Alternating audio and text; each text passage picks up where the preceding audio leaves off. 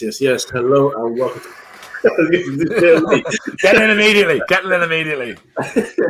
Hello, welcome to the 3inMidfield podcast, the podcast where three friends who all had views of being professional footballers dashed away as children when we all discovered food have their say on the Premier League. CK, that's one take. I'm coming for your role already. Welcome to the show. I'm glad to have three fantastic guests with us. There will be four. Other Daniel, I'll call him Papilo because Daniel is here first, so he's going to get his Daniel and he's going to keep his Daniel. But he's going to be here soon. But anyway, let me introduce the guest first for the first time ever on the show. I don't know why it's taking this long. It's a disgrace. But he's my brother-in-arms. Yeah. My favorite Irishman. I was told him, but he's probably my favorite guy ever, to be honest. Ever. We've covered this, Kojo. It's ever. Okay. Ever. My favorite guy Ever. Joe, how you doing, bro? Unreal. I am sorry again for that. I am absolutely delighted to finally be on. I check out the show as much as I possibly can whenever it's on, and Coach has been on to be coming on, and just the timeline is never skewed up properly. So I'm just absolutely delighted that I'm able to do it today, and I've been looking forward to doing it. So thanks for having me on. This is going to be great crack. Thank you for joining us, man. I'll do another newcomer as well for the first time ever. Liverpool fan who doesn't like certain players. A Liverpool fan doesn't like certain players, which I do not understand to this day. But it is what it is. He's not agenda driven. He speaks his truth. Rayan, how you doing, bro? Yeah, all good, man. Yeah, good intro there, bro. And cheers for having me on. Yeah, it's good to be on this show for the first time, man. So yeah, love for that, bro. I love for coming on. Your other Liverpool fan who's been here before will come, but he's not turning up on time and doing his job like Bobby Firmino. So it is what it is. And finally, blue is the color. Look at the smile on his face, beautiful hair. My guy Daniel, how you doing, bro? I'm good, man. I appreciate it. Good to be on with great guests, man. Should be fun. It will be fun. Let's get to the fun bit of news that's stormed this weekend. A huge game in Premier League and football history was supposed to happen this weekend, which was May night versus Liverpool. However, it was postponed due to absolute anarchy at Old Trafford when protests took over the stadium, outside and inside the stadium as well. So I'm sure everyone that's listening and is watching knows what's going on and all that. I'm not gonna run on about it. Joe, Manchester United fan, born and bred. Your opinions on the protest, like. How did you feel when you were watching all this unravel? Yeah, I felt this sort of thing was inevitable, and I felt like the only time it could happen was during the United Liverpool game. As it was unraveling, my first thoughts were I was worried, not for stadium, but for fans and for the people that were in the stadium at the time, as in like stewards and stuff like that no one would get hurt. And obviously there was people who got minor injuries and there was a bit of property damage. And I think it was better organized. If there was more leadership, that wouldn't have happened. There would have been a show of force from the fans, but it wouldn't have turned the way it did. But luckily, it didn't turn as bad as people made it out to be. But these incidents did happen. I don't like anyone enjoying themselves at a protest because that's not what it's there for. I think it's a show of unity outside the ground. But when you break an entry, which is a statement that was made, and it was whatever way you want to look at that, but there can't be people jumping on the goals. There can't be people getting the ball and kicking it in the net, because that's not what the protest is about. It's not doing this to have a laugh in there. I think what should have happened, if there's any sort of leadership, they would have gotten in, been on the pitch and just sat down and then have to be made clear from the pitch. I think anything that happens aside from that puts a negative light on what the protest is. I think as a whole, and I think it's been seen as a whole as a good thing that happened, an inevitable thing that happened. But for me, if it was better organized, it would have been more peaceful. There would have been a lot of more older fans there, and it would have been seen as a just cause more than it is probably seen now. Even though I think the majority of the media and stuff are behind it, there are still a couple of people who are like, well, they did this and did that. And I think the problem was with organization. But overall, once the dust is cleared a bit, I'm happy that it happened. But okay, so I've never actually asked you this question before, and I think I know the answer, but I'm going to ask you anyway. What is your overall thoughts on the Glazers' overall tenure at the club? Because I don't like them one bit, so you'd have to agree with me about them. But obviously, people from the outside looking in, if they didn't know football as a whole, and they heard that the Glazers have spent this much money, but in return, we won since Ferguson left, and the net spend being over 700 million, we've only got 3 accolades to show for it. Yes. But What is your thoughts over their whole 16 years now at the club? Awful, like horrendous. We were lucky when they came in. We had the greatest manager who ever lived, who could demand a bit more out of them, or had complete control over the club. That if he wanted to spend, he was very sure how this player would play in this position, and that 70 million equivalent, 30 million, whatever we would get, it would generally go on the right player because that was what we needed to progress. But once Fergie left, that structure was gone, and we were shown for the shallow ownership and leadership on the boardroom as we do have. So then there was no guidance. There was, who do we get? David Moyes. Who do we? That fails. We don't know who to buy. We'll put money behind it, but it's money that the Glazers aren't putting in. Don't forget that the Glazers have not put a penny into the club. It's only whatever we spent on player was raised from the club, and the rest they're robbing. I know it's their money, so technically they're not robbing, but we're so huge in debt, thanks to them. They're taking money out of the club. They're not giving us money. They're just allowing us to spend our own money. So once the leadership was gone from Fergie, and once they put no trust in any manager after they realised they don't want them to spend 70 million on a player because we haven't won the Premier League the first time we let them play it. They let them fail, they let them falter, and they let them go. This is the only time under Ollie that we have a manager that they know 90% of the fans are going to support him. And also giving him time, he is showing progression. It mightn't be as quick as the fans wanted to be, but it's like he's not spending as much and the club is growing. It's getting Champions League football. So I think they're having a bit more faith in him, even though they didn't back him in the last transfer window either. So they tried to get if he wasn't doing as well now with what they gave him, he'd be gone by now. I know that makes no sense as well. But they're absolute scum. Is the best way to say it, and the sooner they're gone, the better. And it's not just our club; it's pretty much clubs across the top six that have these awful owners that need to be gone. There is no positives I can give them. They haven't done anything for us, rather than give us pennies when they've taken pounds. You know? Yeah, I understand what you're saying. Before I ask Daniel a question, I want to introduce second Daniel, otherwise known as Papilo. My bro, how you doing, sir? How you doing, guys? Yeah, I'm good. How's everyone doing? Super swell. How are you, Daniel? Yeah, nice to meet you. All good, man. Yeah, everyone's It's nice to meet you too. You're normally late, innit? I'm normally late, sorry. Good that you replaced me today. Because you are late, I have to just swap you two over because you are second Daniel today. Daniel, first Daniel, this is what to ask you. So from the outside looking in, when you are seeing all of this unravel on Sky Sports, what were your thoughts watching the protests, and what was the trigger behind it? You think it's a Super League, or do you think there's something more behind it? Where do you even start? How do you unpack this? I'm someone who says that you can never get onto a club for wanting their owners out, because as rival fans, you can never fully understand the extent to which owners have treated their fans. Fans respond. Like, if you have good owners, you're not going to protest at the end of the day. Do you know what I'm saying? Yeah. That's one thing. Second of all, I do understand it. I've looked into it, and then I've had United fans explain it to me as well. What the Glazers are doing, it's borderline cheeky. Like, not even borderline. It is cheeky what they're doing, really and truly, because when you think about investments, the reason why you invest, because I'm always of the mindset that's why when I link it to the Super League thing, I'm always of the mindset that when you invest, whether it be property, whether it be whatever, you put money into it so that you can get money out of it. Do you know what I'm saying?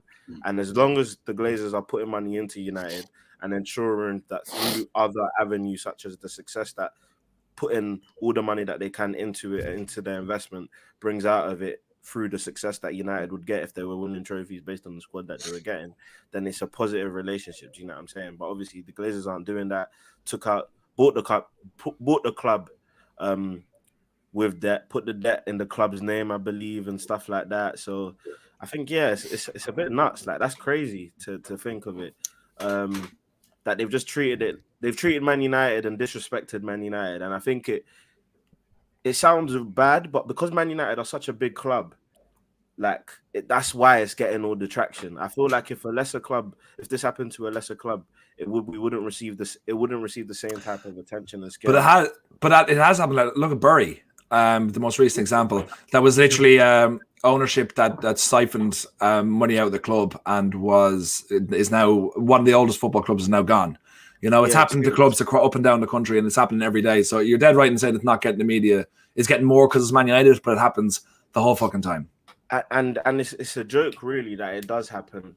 I think one thing I will say is, and I don't really want to go into the Super League too much because we've spoken about it in so much detail, but at the end of the day, I have said that there's a lot of hypocrites around. Like, look, no one's proud of Roman for following the crowd as they said he did. He didn't want to get left behind, but we don't need to protest against Roman.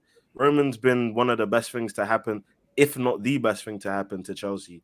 You can't just throw that all in the bin because he saw financial gain in an investment that he's actually put money into.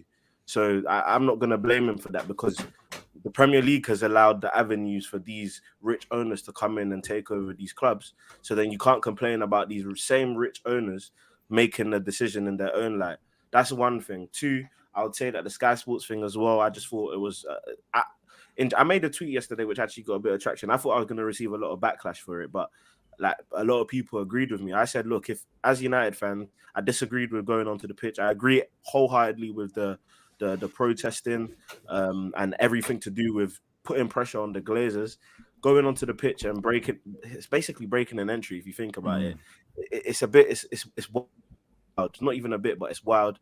I think it's hypocritical from Sky Sports Path, because Gary Neville has been given his personal views about the Super League and the protests, praising it and all of this kind of stuff, saying it's enough's enough, talking about regulations. But then Sky Sports, like, it's almost as if, because I don't know if you remember the clip where Gary Neville gave the same remarks about racism, and then the guy was like, this is not Sky Sports' personal views. This is all Gary Neville's views. That's right, yeah. So like it's just it rubs me off the wrong way, innit? But just as a final point, I just think all in all, as football fans or individually as Man United, like getting the owners out, I understand it fully, and it's something that possibly needs to be done. However, what I will say is that it's always risky in these situations, because I always say the grass isn't always greener. But of course, the Glazers don't deserve Man United with the way that they've treated it. So, yeah, man. I think that's very fair. Now, let's go to the other side. The other team that was supposed to be playing this weekend, that it was cancelled. Rayon, come to you first. Liverpool, your smoking was held for a couple of weeks, which is absolutely fine. But no, in all seriousness, are you satisfied with your club owners? Nah, no chance, bro. Like, they clearly, it's like, and we've known it for a while. Obviously, like, when the 2 years we were winning the Champions League and Premier League, you know, not a lot of focus and attention was going on to the owners because of the fact that, you know, when you're winning those two trophies and doing so well, the owners are pretty much the last thing on your mind. You're busy enjoying your own success and your team doing well. But obviously, because this season has gone wrong, and they didn't put enough money, didn't invest as much as they should have done, you know, especially after you have won a title, you want to go again. It's shown that, you know, they don't care about the club. And when you have no confidence in them reinvesting in the summer, you know, because changes do need to be made at Liverpool in terms of personnel. You know, we've seen that this season. And, you know, not having the confidence in them to give us the money to be able to do that and to go again next season just shows that, you know, they're not the right guys. And I can actually, for some reason, I can actually see them selling up as well, because I feel with this Super League thing, obviously that was the final straw, you know, what they did a couple of weeks back. But I think that with this Super League thing, I always feel like these American owners, when they brought the club in 2010, their long-term dream and aim at the club was to make this Super League happen, was to basically make it into a franchise sport like in America. And obviously that I can't see that happening now. So I think what's in it for them anymore? Do you get what I mean? What is in it for FSG anymore at Liverpool? They might as well just sell the club, and I can see them doing that in maybe the next couple of years, to be honest. Second, Daniel, your thoughts on what Ryan said, because obviously you're a Liverpool fan as well. You've enjoyed success at your club in the last couple of years, and to be honest, I know you've been quite happy with has happened at the club so far. But in terms of the ownership, me and you have never had that discussion also. How do you feel about what Rayan said, and do you agree with what he's saying? I agree and disagree with a lot of things. The first thing I definitely agree with is not happy with the owners, but I don't think most Liverpool fans have been happy with the owners. But for me, it's probably a different reason to probably United fans. I'm not happy with the owners purely because I've always felt when you're at the top, you always need to buy and reinvest in your squad. For example, we won the Champions League and then we buy Adrian and Harvey Elliott. Yeah. No disrespect to both of them, but that's not going to build us a good team over the years. But the one thing I will say about these owners is I can't really hate them. I'm old enough to remember when I was watching Sky News, eyes glued to the TV, sneaking downstairs so my parents don't catch me and get in massive trouble to see if we're going to go into administration or not.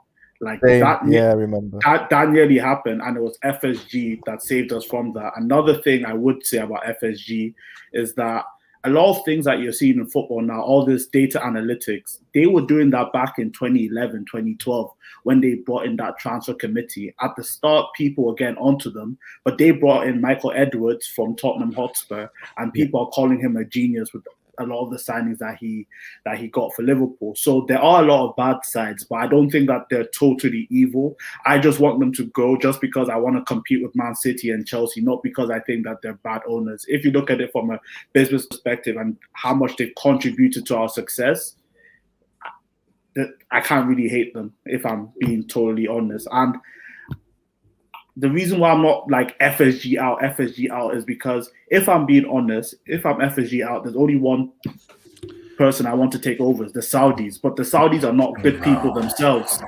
So that'll be so hypocritical. So when I thought about that, I'm just like, you know what? I might not like them, but they're not the Glazers. They're not evil. They're not ruining Liverpool. If anything, they've made Liverpool a big club in the 21st century again. So it's hard for me. It's hard. I agree. I completely disagree with Daniel. About I completely like understand and everything you love for Liverpool. I'm obviously the opposite, but like they didn't do anything. Okay, they saw an opportunity when they bought Liverpool because like if you have the money and the fact that it was being run so poorly beforehand, if you have the money and the potential in Liverpool, the potential in raising basically getting so much more money from Liverpool in the years to come was so open and so obvious that they went down in the full intention to eventually get into a Super League and eventually maximize profit. So like what they did now, what I didn't even notice there was a big deal about them until the Super League came out and I found out all the discourse from Liverpool fans. But like they're pretty much as bad as the Glazers, except they apologize. That's it. I think like eventually you'll come to despise them as much as we despise Liverpool, because as we despise the Glazers. But it's just that you've won a Champions League and you've won a league since they've been there, and you should have won another Premier League as well. But there's no real difference for me. But Alpha, the reason why I'll disagree with that and why I say they're not as bad as the Glazers is because firstly, the Glazers bought United, as Daniel said, without putting in their own money.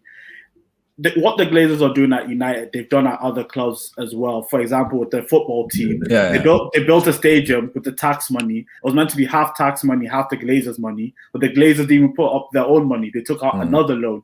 So Glazers have been doing those practices. With FSG, what they did was bringing in the data analysts. They did that at the Red Sox as well. So there's parallels between them. I think the Glazers are pure evil. FSG are just businessmen, which we don't like in football. That's the two differences I see. Yes, that's one thing I do. Sorry? Like, it's one thing I do agree with in terms of, like, what Daniel says. One thing I will give FSG credit for is they have eventually, appointed the right people in terms of the manager, the board. They appointed the right manager in Klopp. They appointed Michael Edwards, the board members. They've shown that the model has worked in terms of recruitment because you brought players for a system and you won the Premier League and Champions League. I disagree. I disagree that you're saying it has worked. Okay, it's worked with the first 11, but then you see when Van Dijk is injured, you're fucked. When one or two players are out of form, you're gone. So so they invested where they knew pretty much 100% that this is going to be fine, and then they obviously with recruitment through Salah and stuff like that. Then over the last couple of seasons, like you won the Premier League one season, the Champions League the other season. You didn't exactly conquer the world as much as you should have, and how much you feel that this dynasty should have gone on for, because there was no recruitment put into your starting 15, like your bench, and the new players coming through. And Alpha, I completely agree with that. That's why I said, like, after we won the Champions League, when we bought Adrian and Harvey Elliott, I was annoyed, and like that's one thing I don't like about FSG. Hold on, wait. I just read something. It just hit me. Wait, hold on. I just realized you're calling Joe Alpha because of the All for United. His name is Joe, bro.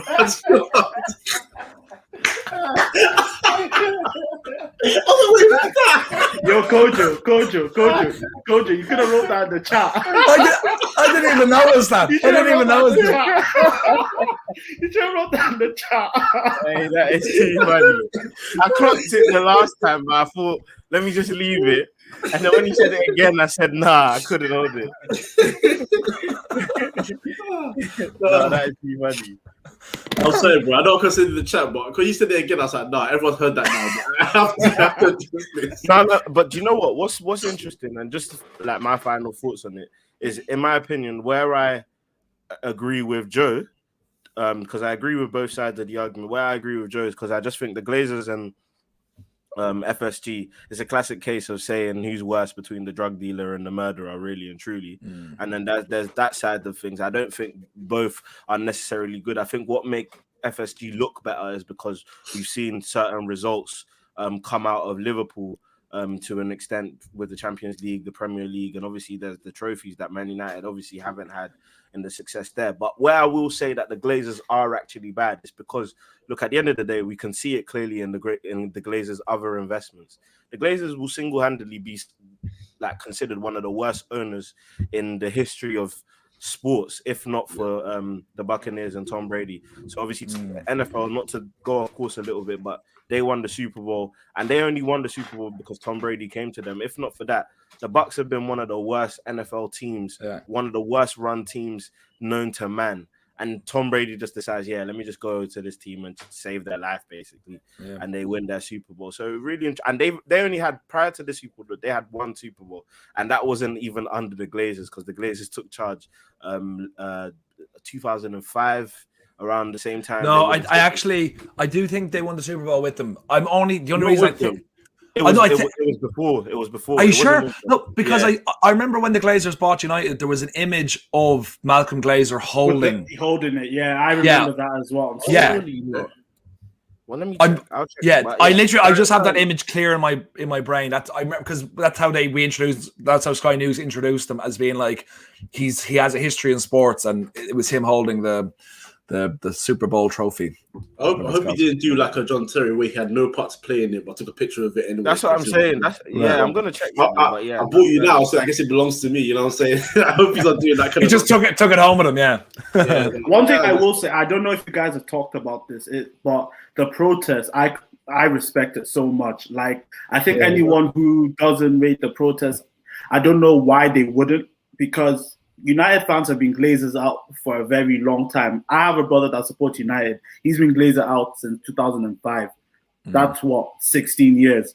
The green and yellow scarves, they came up for a reason.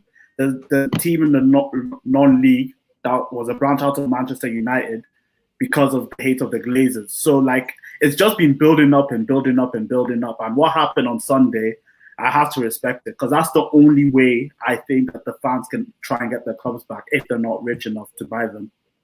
Well, I think we'll close it here. I was going to say on my part, we've been hearing words like it's wrong, it's disrespectful. For me, it's like this. You know, when you got a friend and you try to be nice with them when they're doing something wrong, you're like, listen, you do this better, don't do this. And you try to see if they're hearing it, but at some point it's not getting through to them. So you just have to get onto their neck and rip into them. This is what you need to do sometimes. You need to give them a level of disrespect where they hear and like sit down and be like, rah, they're really not happy with what I'm doing right now, isn't it? We've not been happy with the Glazers from the day they took over. And the protests have been small here and there. They've been green gold scarves in the crowd. I think everyone remembers when Beckham came back with AC Milan and he put the scarf around his neck because we were protesting that day also. But that was during a match day, watching the game as well, supporting the club.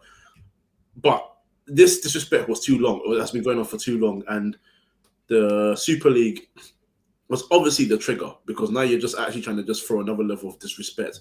But this disrespect is another level. So we will match disrespect with disrespect. That's how it's going to be. So we need to continue doing this, in my opinion. Obviously, I don't condone violence either. Yes, of course. But the protest can't stop. This has to be something that continues going, because if it stops, I see it already. There'll be fans that if we win the Europa League, yeah, Man United, woo, Europa League, going to Champions League, and there'll be nothing from those kind of guys. But the rest of you that really want change at the club, because we need it, do it. And everyone else, the Cronkays, if you're not happy with FSG, so on and so forth, if you're not happy, do your most to get these guys out of your club. All right, let's go. Moving on. Let's go straight to Chelsea. The Blues, in great form, Champions League semi-finalist. Was it a draw at Real Madrid? 1-1, wasn't it? 1-0. Yeah, 1-0 Madrid, and another win again this weekend. So, Daniel, I want to come to you first, obviously, since you are the Chelsea fan in the building. Can you highlight what Tuchel is doing at Chelsea? That's very different to what Frank Lampard Jr. was doing at your club. Because full name, Frank Lampard. What's the full name? Yeah. Because obviously, I think everyone was waiting for us to beat him after the 5-2 with West Brom, but that's one result out of how many? But you go ahead and tell us what you think about what he's doing so far and the result also. Well, the difference between Tuchel and what Tuchel has done at Chelsea and what Lampard has done isn't rocket science. It's just experience. Better manager, knows how to use his players, knows how to manage, seen things that Lampard hasn't seen. And I guess it comes like you can even use real life experiences. I mean, that's the reason why a lot of companies are always worried about giving graduates and a lot of early like job risers or job seekers a job in their position. Just experience is one of the biggest excuses you hear from company owners. Really and truly, football's no different. Like experience is what's changed everything. Lampard did get a run of clean sheets and a run of good results, but then when the results went bad and sour, he didn't really know how to get Chelsea out of that situation. So that's why the plug got pulled on that appointment. Tuchel comes in and changes it. I mean, we were 10th, shouldn't have really beat Atletico Madrid in the Champions League. I mean, I think we've had a fortunate FA Cup run, bar Man City in the semi-final, so that's helped Tuchel along the way. And yeah, man, it's just a feel-good factor at Chelsea now. We play better football. I disagree heavily with a lot of people who say that the football that we play it can be boring and things like that. I think we still need to wait for him to have the players to implement what he wants to implement. I think we're seeing an indication as to how he wants to play, especially in the big games. I think in the small games, as a Chelsea or as a manager in a Premier League team, you need time to kind of maneuver around these teams. I remember when Pep Guardiola first came in, he really struggled. He really struggled to implement his football against the lesser teams, and he scraped 4th place. Like, call a spade, he scraped that 4th place, and people were getting ready to beat him with a stick. So I think judging the football right now after not even half a season, less than half a season, would be really unfair, because I don't even think Klopp was able to implement the style he wanted to implement till the latter couple of seasons. So that when you finished, so the year before you finished 4th is when you could really see what you were trying to do, if that makes sense. Before Salah had his record-breaking season and that. So yeah, man, I think we can't judge the football yet. But in terms of on the pitch, look, I mean, he's put us in a great position where if we win the Champions League, for example, not saying we're the favourites at all, I actually think we're last out of all the teams remaining. But if we do win the Champions League, like, we've cheated the process massively. Like, all the processes that people talk about. For the second time as well. Literally. To be fair, though, the first time, even though we didn't deserve to win it, we had all our peak players. Like, he could potentially win the Champions League with no spine, no, like, who's really our go-to player? No out-and-out striker who gets us 30 goals a season. Do you know what I'm saying? At least under Di Matteo, you still had Lampard, you still had John Terry, you still had Ashley Cole, you still had Didier Drogba, you still had Petr Cech, you still had players, basically the legends of Chelsea. You still had all of them.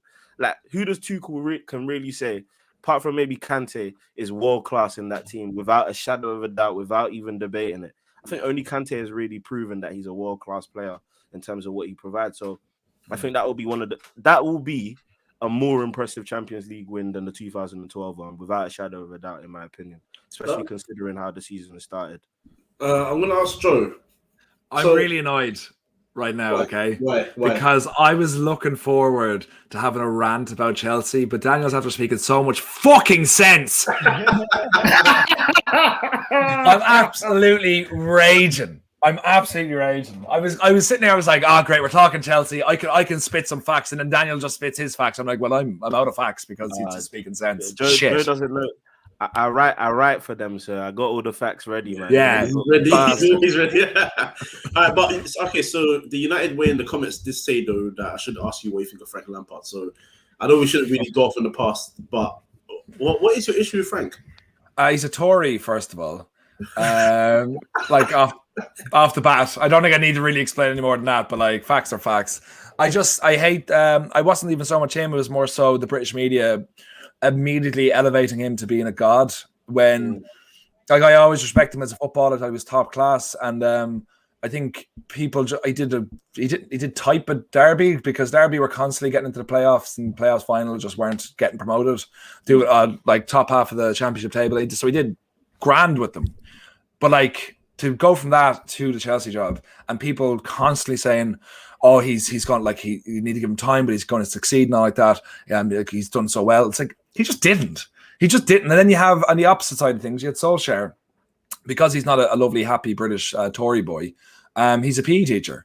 Do you know what I mean? The media see him as that, and also because he's a foreigner as well, people see him as that. Do you know what I mean? It wasn't a level playing field. It was one is the golden boy. And the one is we can't wait to get rid of him. We just need him to fail so we can all laugh at him. Joe, look at it straight away. Like even what it's the media coupled with the fan bases. At the end of the day, the reason why Oli still has this tag, of course, Oli doesn't help himself in certain ways when he goes into post-match conferences and presses and he says weird things and he's a bit unorthodox and a bit uneasy when he speaks. But at the end of the day, Man United fans have also laid into that stereotype of Oli, and it sticks. When fans say things, it sticks. Like Lampard had no grounding to even be considered as one of the top managers in the league. I do think he did overachieve, finishing fourth, transfer ban. A lot of young players got debuted. I disagree. I disagree with the transfer ban because you signed 2 players. All right, but aside from that, okay, that transfer ban exists. Okay, Kovacic, who everyone disrespected. No one thought Kovacic was that good after his first year because everyone was saying no goals, no assists. What does he really do to the team? And now everyone finally understands what he does. And then Pulisic, do you know what? Fair enough. Pulisic is still a big, especially with the way he played in the lockdown part of the season as well. So that was a good addition for the squad. But look, I think Frank Lampard is old news, and I tell Chelsea fans this all the time. Great legend, will always be a great player in the club, but he was just a under par. And that's being a really, really nice manager. He wasn't good at all. He lacked a lot of key principles, and we found out a lot of things. Like I had the privilege of speaking to a lot of the athletic Chelsea guys about actually what went wrong with the Frank Lampard situation. And there were just a lot of fundamental things that a Premier League manager needs to have that he doesn't have. So the man management skills. Apparently, Jody Morris was doing a lot of the communicating in terms of tactics and things like that. And that's not. When you don't command the respect, because I know Alex Ferguson deferred to Carlos Queiroz in terms of tactics quite a bit, and even Mike Phelan as well did a lot of the tactical work as well.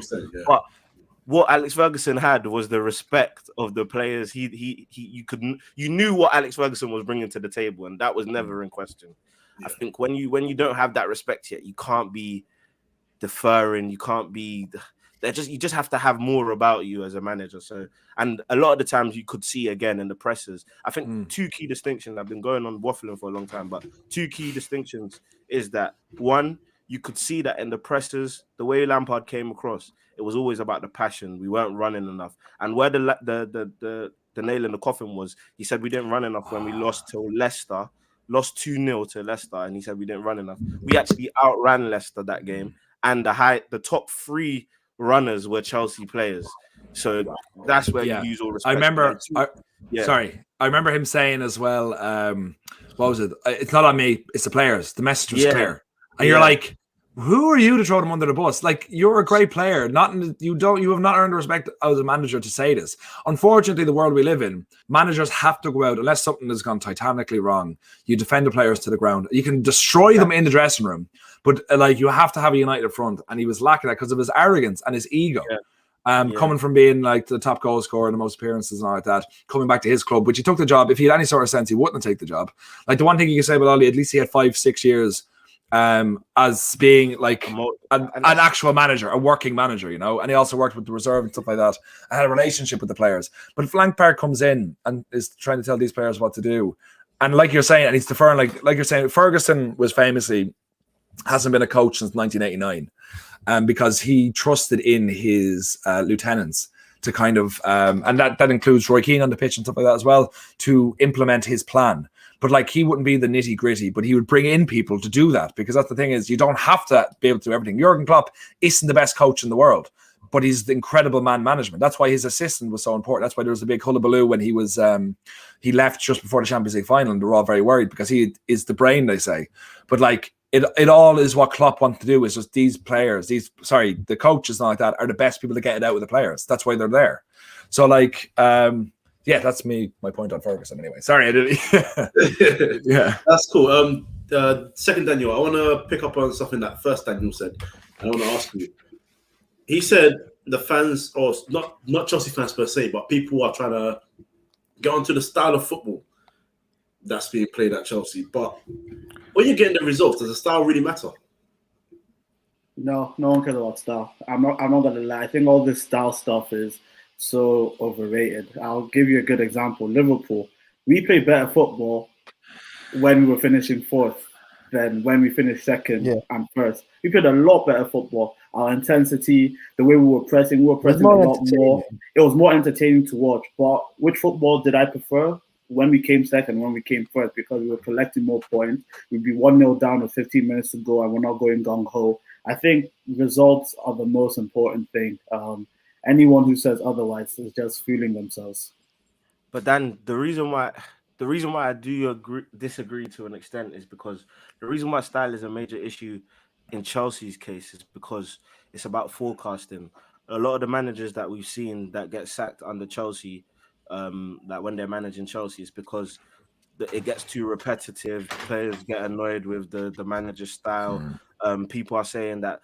I saw an ESPN commentator say that these Chelsea players will soon get tired of Tuchel's methods. I mean, one of the big reasons why Conte got sacked is because they thought his training methods were too repetitive and monotonous, and they didn't really like it. That's why I do think style to us is just what we see on a week-to-week basis when our teams play matches. But style to the players is actually how everything is implemented in training, because you can only implement style through how you train.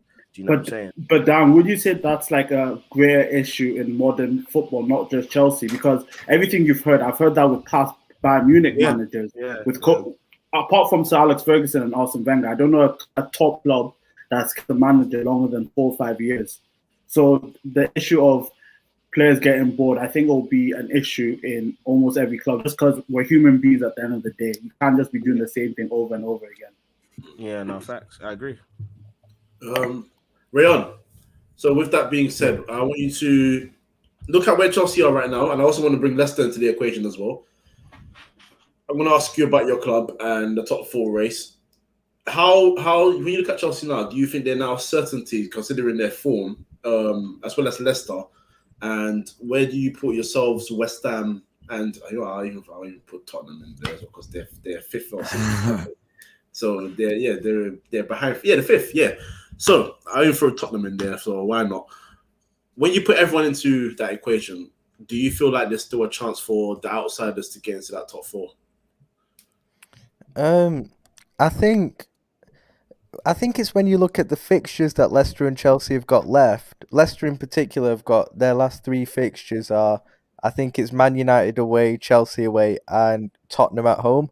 And I think Chelsea have got quite a few hard last few fixtures as well, whereas on paper, Liverpool, after the United game, would have had, on paper, 4 quite good fixtures, but the problem is I don't really trust Liverpool especially in those games, because those are the games where we have been dropping a lot of points this season as well, in the games where we actually are supposed to win. So I'm not saying top four is done for Liverpool, but I don't see us getting it at the same time. So I think Chelsea get it, because I think you're already 7 points ahead of us at the moment. I think we got a game in hand, but still, I think Chelsea will get enough results in the last few games to be able to get top four quite comfortably. I think Leicester's the one that might struggle, because I can still see them getting it, but their last few games are really, really hard, and they have got a reputation in the past of last season of, not getting over the line in the end for top four when they were in a good position for it. So that's why I've got my doubts on Leicester. And West Ham have lost their last. I think they've lost their last game or two. I think they've lost the last couple of games. West Ham, but they have got some good. They have got some good games still to go. Their fixture list isn't that bad, West Ham, so I think they've still got a chance. I don't know about Tottenham. Tottenham are a weird one. I still don't know. They've had a couple of games, good results under Mason, but I still don't know. I still don't trust Tottenham. Do you get what I mean? Especially with Mason in charge and an inexperienced manager, that if the pressure did come the last few games to be able, where they have got a chance of top four, will they be able to get over the line? I'm not so sure. So if I'm being honest, I still think Leicester and Chelsea are definitely in prime position to get it, but I think if any of those two were to drop out, it would probably be Leicester. What Ryan said about West Ham is why Liverpool won't get it. West Ham have lost the last 2 games. If you're going for top four, that's what you want the teams above you. Lose games.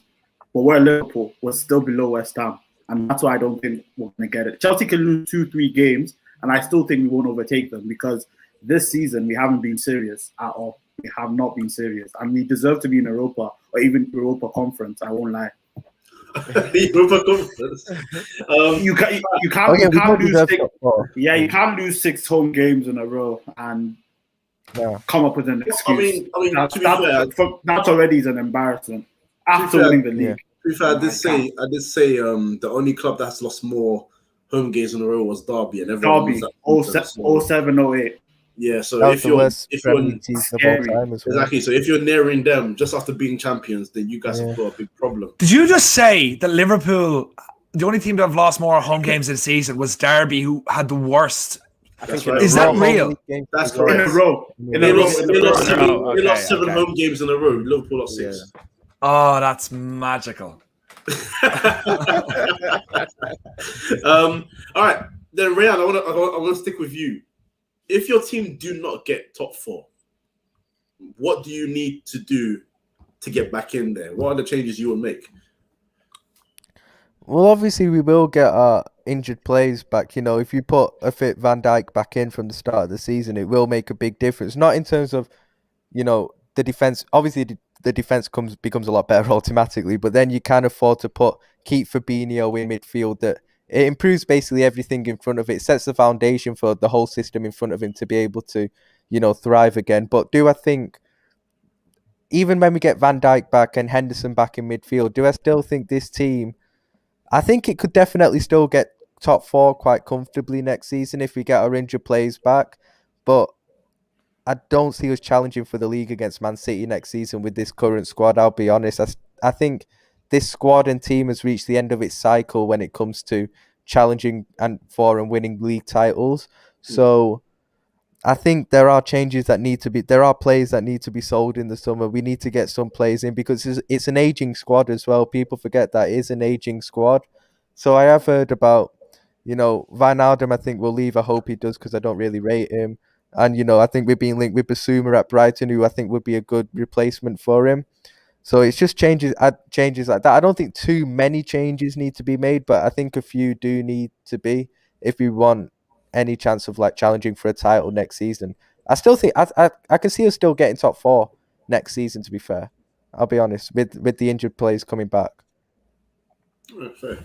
All right. We're gonna finish off on the last topic, which is Inter Milan stopping Juventus's dominance finally. 9 titles in a row. finally stopped by Lukaku, Darmian, Young. I just want to mention the United players here, by the way. I'm not going to mention anyone else. Alexis Sanchez and friends. Joe, how does it feel to watch our former comrades finally lifting the league title? Yeah, I just want to thank you, letter from Inter Milan and all their fans for allowing us. Yeah, that's fine. I always kind of liked Inter Milan. It does show the standard of what Serie A is, if I'm being honest. I'm not taking anything away from them winning the league for the first time in 10 years. It's great for them to do it. But if you're doing it with Ashley Young in your team, if you're doing it with Darmian in your team, if you're doing it with, who else did we give them? Like Alexis Sanchez for what he is now. Lukaku is the only one, but that is against the other three. But like, it's not really good enough anymore, is it? If those players who couldn't, like, let's be honest, it looks like Ashley Young going to leave now and go to Watford. How many of those players would be in a top 6 club in England? Do you know what I mean? It's it just kind of shows. Joe, I'd have to slightly disagree with that, because let's say in the 13-14 season, or no, in the season before Conte came, if I mentioned Victor Moses, if I mentioned David Luiz, I mentioned Marcus Alonso, if I mentioned Pedro, remember Pedro back then, not Barcelona Pedro, you wouldn't say they get into the top 6, but yet they got the second most points in the Premier League history at that time and won 13 games in a row, which hadn't been done at that time. Yeah, Victor Moses is actually at Inter Milan now as well. But like, don't forget, Moses was also at a Liverpool squad that almost won the league as well. You know, but he wasn't an integral part. That's what I'm saying. Like, when he was in our squad, he played maybe the first 5-6 games, and after that, he was just there to warm the bench. Well, look, if he's a good coach, there's nothing to take away from that. He obviously did it at Juventus, he did it at Chelsea, and all like that, and fair play to him. But like, it doesn't change the fact that how well with this team, and he still hasn't done anything in Europe. Conte as a manager, he's really, really dropped the ball there consistently. Yeah. But in league, he's able to do it. But fair play to him. But I just think like, it's not like a huge achievement to do it, because Serie A isn't what it used to be, and it never will be what it used to be when it was what it was like in the 90s, where winning it was basically winning the World Cup. Yeah. If you look at Juventus's manager as well, it's Pirlo, you know. Yeah. You know, last year they had Sarri, who's, you know, an established manager. You know, before that they had Allegri, who's an established manager. When you've got Pirlo in charge in his pretty much first season, he's a rookie. You know, you are going to struggle. You know, there is going to be a big drop off. So it's not surprised me that Juve haven't won the league this season, to be honest. Well, it's not a surprise for me. I mean, sorry, it is a surprise for me, especially considering where Juve are right now. I think they're like 4th, and they're competing for top 4 with AC Milan. I think they're on the same point, something like that. Yeah. They didn't bring in Cristiano Ronaldo because they saw a young manager and they want him to develop. They brought in Cristiano Ronaldo because they want to keep on winning. I'd even go as far and say they brought Cristiano Ronaldo in because they wanted to win the Champions League. Yes, that's the only reason. Yeah, the only reason. They didn't care about the league, and I'm so happy Inter have won it. So happy. Yeah. So if Juventus and Ronaldo, if Ronaldo's tenure ends at Juventus with no Champions League, is that a fail? Yeah. Yes. Not on him though. Not on Ronaldo. I'd say it doesn't affect Ronaldo. Ronaldo's legacy is he's set. Yeah. Oh yeah, Ronaldo's legacy doesn't get. But the move itself, yeah. But the move itself is a fail. Yeah, of course it is. No, it's not. I think it is. The objective. I think it's a complete failure. No. I don't think so. No, it's not a failure. Ronaldo has scored 119 goals and plus assists. Like it's basically one per game. He was brought in to win the Champions League. But how many games can he win? But how many games can he win on his own? Like they beat Atletico because of him last season. So he dragged them to as far as they got. But if they don't invest, it's no such thing as one team player. If you don't invest in the entire squad, you're going to fall apart. They bought Ronaldo expecting miracles from him, and he gave them miracles, but he couldn't give them miracles every single knockout game. And that's why I think it's a failure. It's a failure on Juventus. It's not a failure on Ronaldo. I don't think we're blaming Ronaldo for this. It's more the move is a failure because it didn't. But like the way the question was what was the move a failure? It definitely wasn't, because he scored constantly. Do you know what I mean? He's gotten them out of more binds than anyone else. But the fact is, the squad isn't good enough. It's aging, so it's down to Juventus. So that you can say this time period, You could say, like, well, it depends on the way you want to look at it. Like, since they were last in Champions League final, it absolutely has been a failure because they haven't been able to cross the line because they haven't invested properly, like so many other teams. You know, so I don't think. I mean, I'll make the argument then. Just play a bit of DA. That look at the end of the day, look at who they lost to in this year's Champions League, for example. And last year, yeah. Who was it last year? Was it Leon? Leon. They lost to Leon, so they haven't lost. So did City. Great.